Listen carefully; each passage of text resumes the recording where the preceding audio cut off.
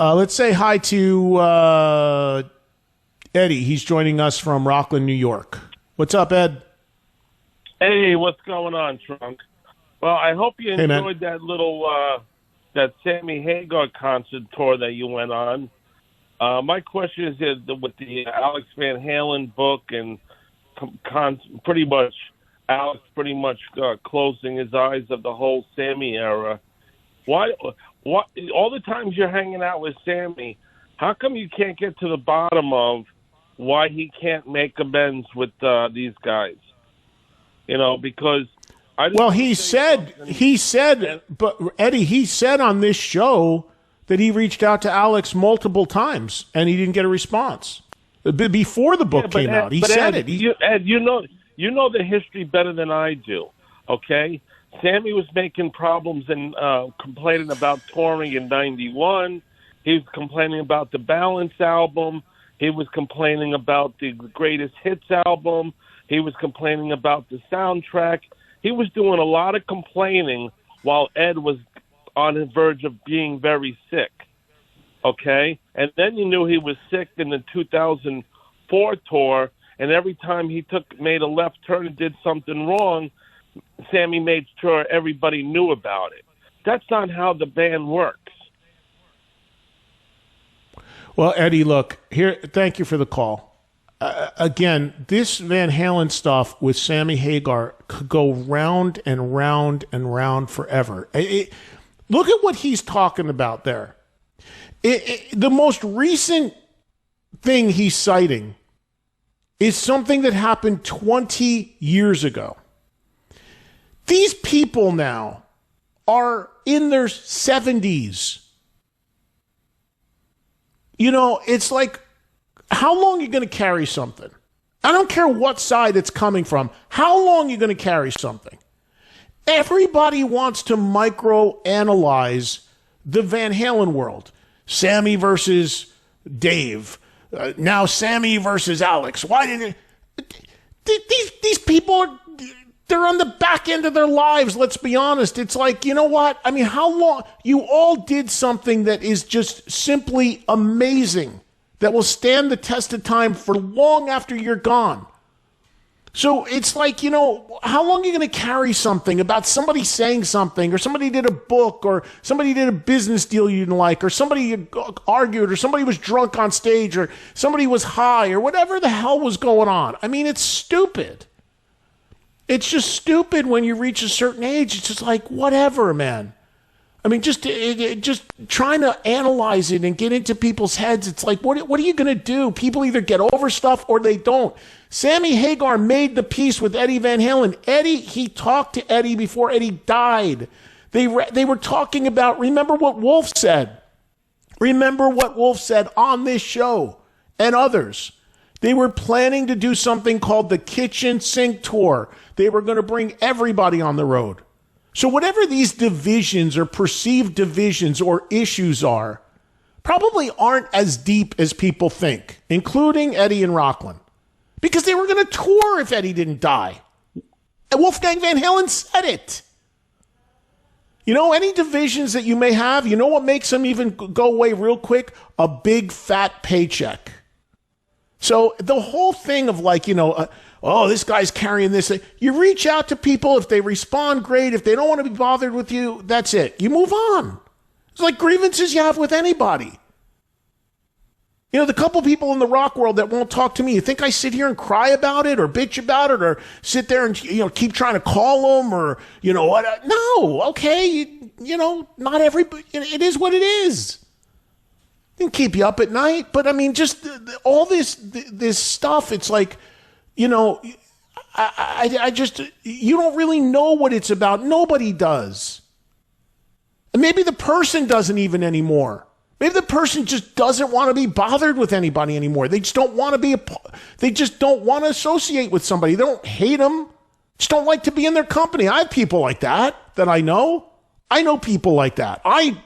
There's people I know that I know and talk to and say, hey, how you doing? But I don't want to be friends with them. I don't want to have dialogue with them. I don't want to go out with them. I don't want to go to dinner with them. I don't want to go to a show with them. But yeah, I'll go say hi. Whatever. And I just think everybody, it just, this guy said this at this time, and in 1992, this guy did that. Come on. What are we talking about here? The people are close to 80 years old. You reach a certain point, you're just like, all right, move on with it. And I don't know what the crux of the whole thing is. I've heard everything from I've heard it goes back to the business deal with Cabo when those guys were part of it and decided to get out. People still say, oh, it's about what Sammy wrote in his book. Again, I went to the show in 2004. I watched Eddie Van Halen playing a different song than the rest of the band with my own eyes. What he wrote in the book, okay, you can make the case whether it should have been public or not, but guess what? The night I was there, 15,000 people in the Meadowlands in New Jersey watched it. So it was kind of public. We didn't rewrite history like that didn't happen. And I'm sure Sammy was no saint, like Eddie alluded to. I'm sure he became a squeaky wheel at one point. This is what I'm saying. It's shit on it. All these bands are fucked up. Newsflash. Ladies and gentlemen, most bands and the members in them and the dynamic in them are completely fucked up. Hate to break that to you. I hate to break the fantasy of all of these band members being buddies, one for all for one, having dinner together every night. Most of them do not. Lou Gramm yesterday. Listen to what he said. And by the way, he talked about Poison because he's playing with Brett and their issues. I mean, you can go down the list. Journey and all the shit that just went public. It's endless. I know bands, the two or three of the guys won't even stay in the same hotel as the other members. It's been going on forever. Enjoy the music, whatever. And if Alex wants to write about Sammy, he can. If he doesn't, that's fine too. The one thing I got a problem with is you cannot diminish that part of the catalog, though.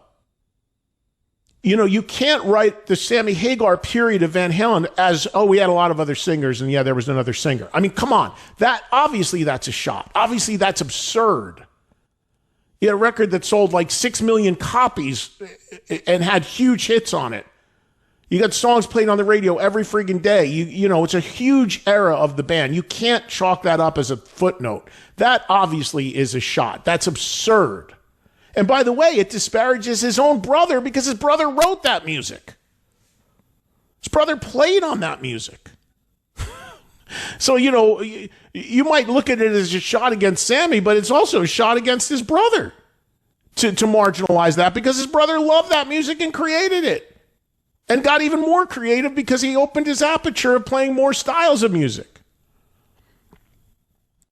I'm just saying, it's like, whether it's public or not or perceived or not, almost every band you can think of has some weird dynamic like that.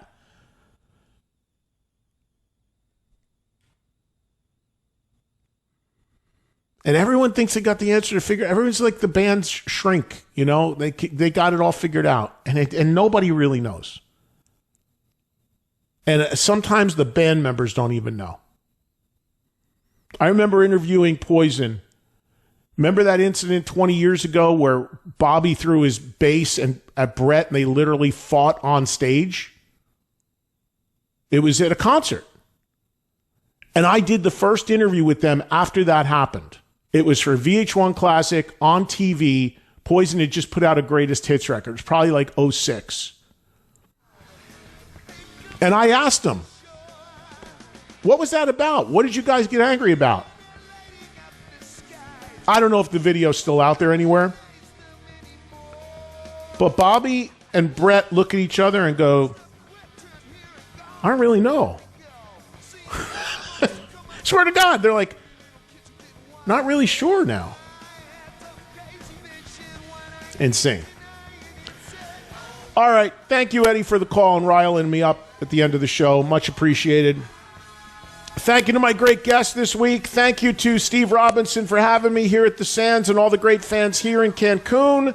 Thank you for listening, everybody. I will be back live on Monday, as usual, starting at 3 o'clock Eastern, right here on Faction Talk 103. Have yourselves a great weekend. I'll see you at Warehouse if you're in Houston tomorrow night with Jackal. Have a good one, everybody. Take care. Firelight.